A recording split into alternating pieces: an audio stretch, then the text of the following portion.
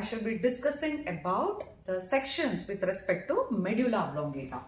So with respect to medulla oblongata, so the sections, there are totally 3 sections which are taken at various levels. So this is the section of the pons, and this is the middle cerebellar peduncle which will be connecting the pons with the cerebellum.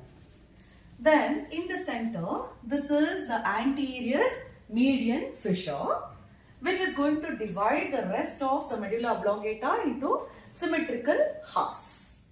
So most medially, there is a bulge in the upper part which is known as pyramid. So this is the pyramid.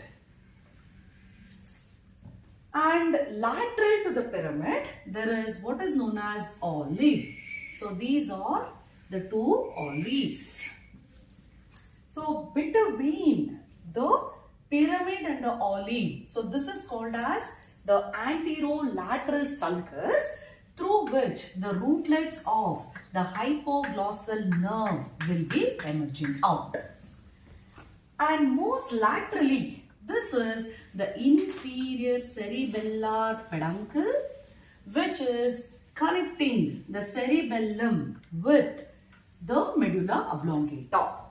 The inferior cerebellar peduncle is also called as restiform body.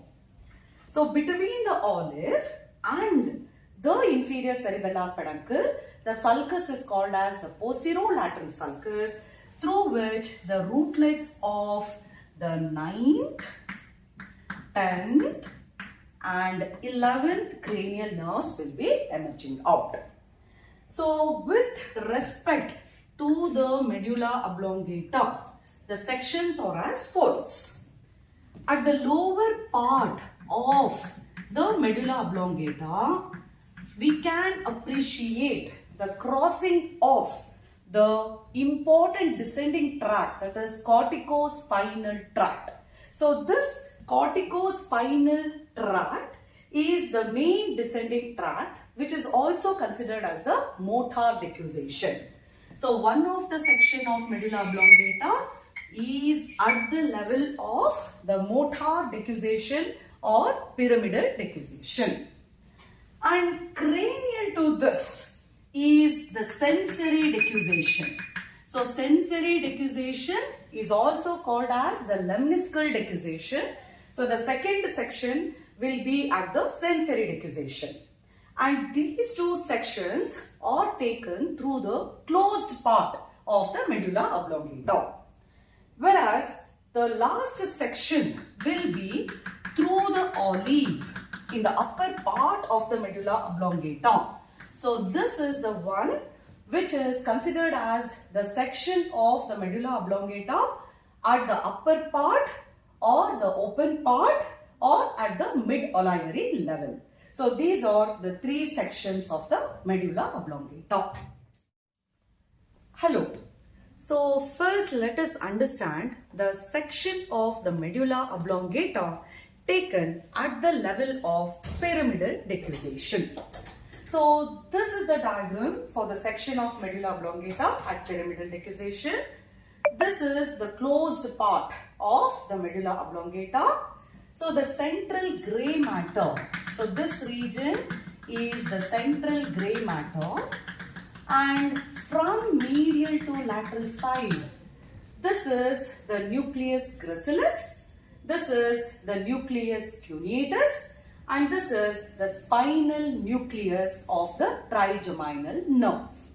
So corresponding to that, so this part in the outer white matter, so this will be the spinal tract of the trigeminal nerve, and this is the fasciculus cuneatus, and this is fasciculus gracilis.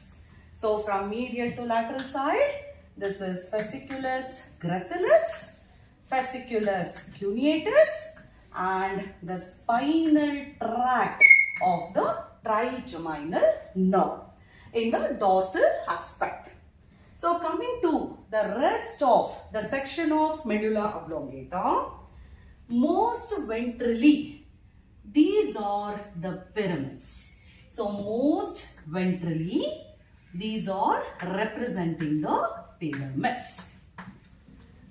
At the level of motor decussation, so what happens is about 70 to 90% of the fibers are going to cross to the opposite side, forming the lateral corticospinal tract.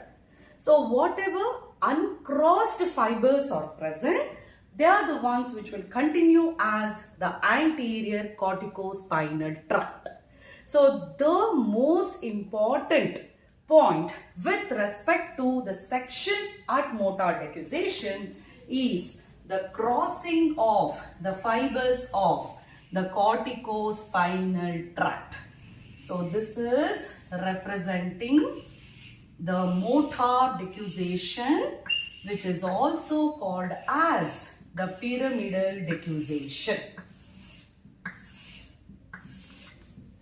So the motor decussation or the pyramidal decussation, so wherein 70 to 90% of the fibers are crossing to the opposite side with respect to lateral corticospinal tract. While this is happening, the part of the anterior gray column gets detached because of this decussation, and that is the one which forms what is known as the supraspinal nucleus. So this is the detached anterior gray column because of the motor decussation and forming the supraspinal nucleus. The supraspinal nucleus medial part gives rise to the fibers of the first cervical nerve, whereas the lateral elongated column of the supraspinal nucleus, which will be extending almost till the fifth cervical segment, this is the one which will contribute to the fibers of the spinal part of the accessory nerve. So that is the supraspinal nucleus. The rest of the field consists of various ascending and descending tracts which are appreciated, which are as follows. So the lateral part, so this is the dorsal and the ventral spinocerebellar tracts. So this is dorsal spinocerebellar tract, ventral spinocerebellar tract. Then this is the spino-olivary tract. This is the vestibulospinal tract. So dorsal spinocerebellar tract, ventral spinocerebellar tract, spino-olivary tract, the vestibulospinal tract. Then medial to this, there is the lateral spinothalamic tract, then the anterior spinothalamic tract. Between the lateral spinothalamic tract and the anterior spinothalamic tract, there is spinotectal tract. So lateral spinothalamic tract, anterior spinothalamic tract, and in between the spinotectal tract.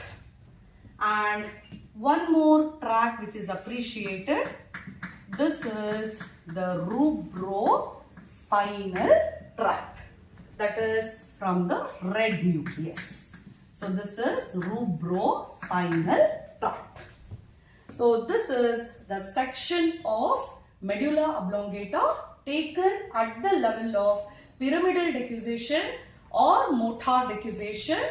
The key feature is the motor decussation, that is 70 to 90% of the fibers which are crossing to the opposite side in forming the lateral corticospinal tract, and the detached anterior gray column which is forming the supraspinal nucleus contributes in giving rise to the fibers of C1 as well as the spinal part of the accessory nerve.